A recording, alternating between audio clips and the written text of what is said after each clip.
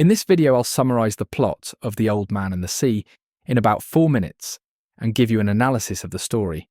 Santiago, an aging fisherman in Cuba, has gone 84 days without catching a fish.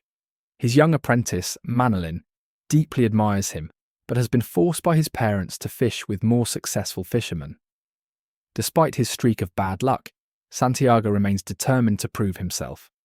Marlin still visits him, bringing food and discussing baseball, particularly Santiago's idol, Joe DiMaggio. With renewed determination, Santiago sets out alone on the 85th day, venturing far beyond the other fishermen in search of a great catch. On this day, Santiago hooks a massive marlin, the largest he has ever encountered. The fish is so strong that it begins pulling his skiff, dragging him farther into the deep sea. Unable to reel it in, Santiago grips the line tightly, enduring pain and exhaustion as the marlin pulls him for 2 days and nights. He admires the fish's strength and beauty, seeing it as a worthy adversary rather than just a prize. As he battles the marlin, he reflects on his own life, his past successes, and his place in the natural world.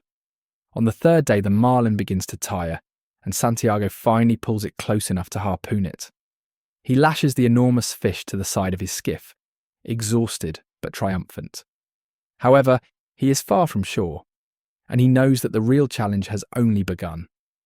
As he sails home, Santiago feels a mix of pride and sadness, recognizing that his connection to the marlin was more than just that of a hunter to his prey. As Santiago struggles to return home, the marlin's blood attracts sharks. A mako shark attacks first, taking a large chunk of the fish. Santiago fights back, killing it with his harpoon, but in the process, he loses his weapon. More sharks arrive, and he is forced to use a club and a makeshift spear to defend his catch. Despite his efforts, the sharks continue to devour the marlin until only its skeleton remains. Santiago, exhausted and defeated, knows he has lost the battle against nature's inevitable forces. By the time Santiago reaches the shore, nothing remains of the marlin but its massive skeleton. He stumbles back to his hut, too exhausted to speak to Marlin, and falls into a deep sleep. The next morning, villagers marvel at the skeleton, measuring over 18 feet long, proof of Santiago's incredible struggle.